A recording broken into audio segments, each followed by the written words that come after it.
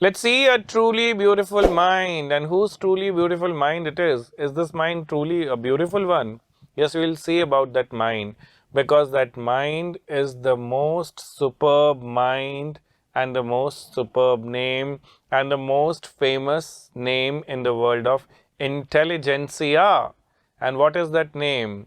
That name is Albert Einstein. Albert Einstein was born on March 14, 1879 in the German city of Ulm. He had no signs of greatness. His mother thought that he was a freak and his head seemed too large. This is what his mother is thinking, that his head is too large, and he was, considered very a normal kind of a person by his parents also. Also, his head teacher thought that he could be doing nothing in his career. He would make no career, no future, nothing. This was the opinion kept by Albert Einstein's head teacher. But you see, what people predict about us, generally it does not become truth. If you have willpower, if you have commitment, if you have dedication, if you have diligence, you can prove people wrong. Here we see Albert Einstein did not have, these opinions only. He had certain physical problems also that we will see. Einstein was highly gifted in mathematics, interested in physics, decided to study at university in Zurich and as a technical expert in the patent office in Bern in 1902. So that's what we see, that he dedicated his entire research, his entire working to these two subjects. What are these two subjects? Number one being the mathematics subject, and other one being science subject, physics.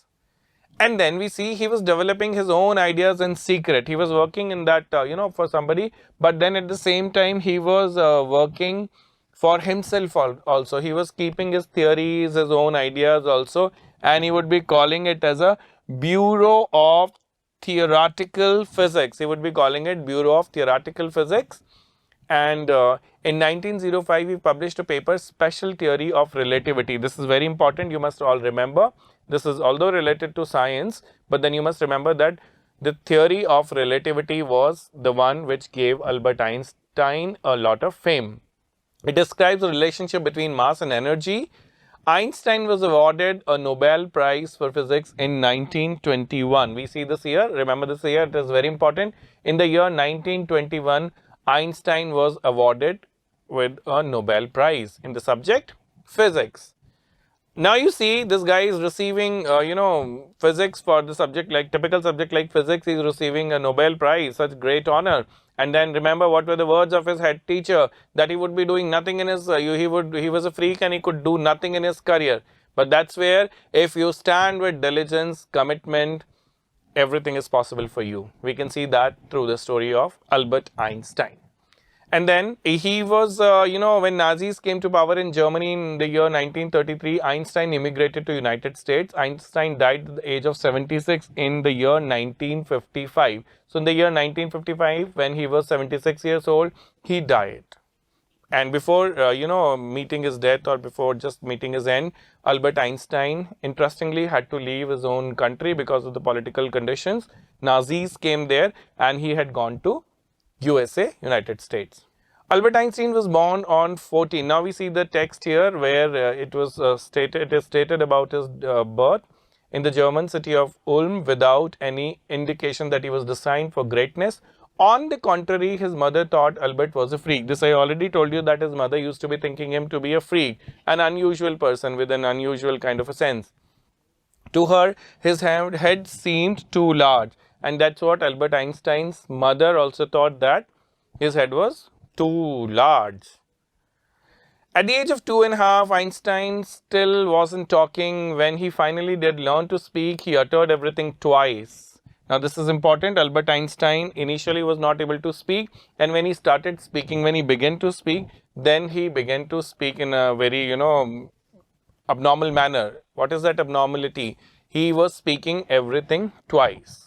First he was not speaking, then when he started speaking, he was speaking everything like, twice. And then he uttered everything twice. Einstein did not know what to do with other children, and his playmates called him brother boring. His friends playmates would all be calling him Brother Boring. This is very interesting. His playmates had been calling him Brother Boring, and then they did not know that one day this Brother Boring will become so famous a name. In the world of physics, he received Nobel Prize in the year 1921. This I already told you. And then, so the youngster played himself much of the time by himself. He especially loved mechanical toys. And he loved, mechanical toys. Looking at his sister also when she was newborn, he said, where are her wheels? So this is interesting that, did not call his sister's leg. He said, where are wheels? This shows that he was too much inclined towards mechanical things and mechanical toys. His sister's, legs also is calling, where are her wheels? A headmaster once told him, his father, that what Einstein chose as a profession would not matter because he will never make a success at anything. This was a prophecy made by the head teacher. I already told you that the head teacher of Albert Einstein had said that he may choose any career or he may choose anything, but it will not give him any success because this boy is good for nothing. The declaration was made. The declaration was made by whom? The head teacher of Albert Einstein. Einstein began learning to play the violin at the age of 6 because his mother wanted him to. He later became a gifted amateur violinist, maintaining this skill throughout his life. And although he started off learning violin and then, at the beginning he was not so professionally well trained. Amateur means he was doing it only for his own pleasure, and then he had some association with music also. Here we see, but Albert Einstein was not a bad pupil. He went to high school in Munich, where Einstein's family had moved when he was 15 months old, and scored good marks in almost every subject. Importantly, that Albert Einstein was not that bad a pupil also. He scored good, satisfactory marks, and not only satisfactory, good marks.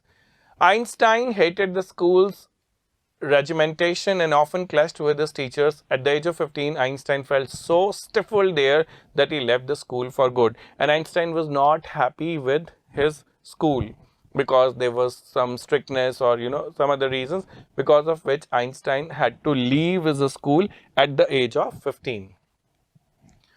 The previous year, Albert Einstein's parents had moved to Milan and left their son with relatives. After prolonged discussion, Einstein got his wish to continue his education in German-speaking Switzerland, in a city which was more liberal than Munich. So he had gone to this particular place. So it's a better place to his temperament. He had left that place, Munich, and then he had gone to the other city. Einstein was highly gifted in mathematics and interested in physics. This I already told you in the beginning that Einstein's major two favorite subjects were what? These two subjects were physics and mathematics. After finishing his schooling also, he decided to study at the university in Zurich. But science was not the only thing that appealed to the dashing young man with the walrus mustaches. Walrus are typical mustaches with the lifted up hair. An animal. So he comparison made here with the mustaches of that animal with the mustaches of Albert Einstein. He also felt a special interest in fellow student Mileva Marek, whom he found to be clever creature. Mentioning of one of the friends, this young Serb belonging from Serbia had come to Switzerland because the university in Zurich was one of the few in Europe where women could get degrees. So this girl had been a classmate of Albert Einstein, and he's happy that because they both had the similar temperament and they had the similar nature. Einstein saw in her an ally against the Philistines. The other people he's calling, he was not happy with other people, Philistines people. And he's saying that, almost the text says that he was always at odds with these people. At odds means not adjusting well, not getting along very well. Normally, that is called as at odds. Those people in his family and at the university with whom he was constantly at odds. To watch the complete video, download the Upbind educational app from Play Store and App Store.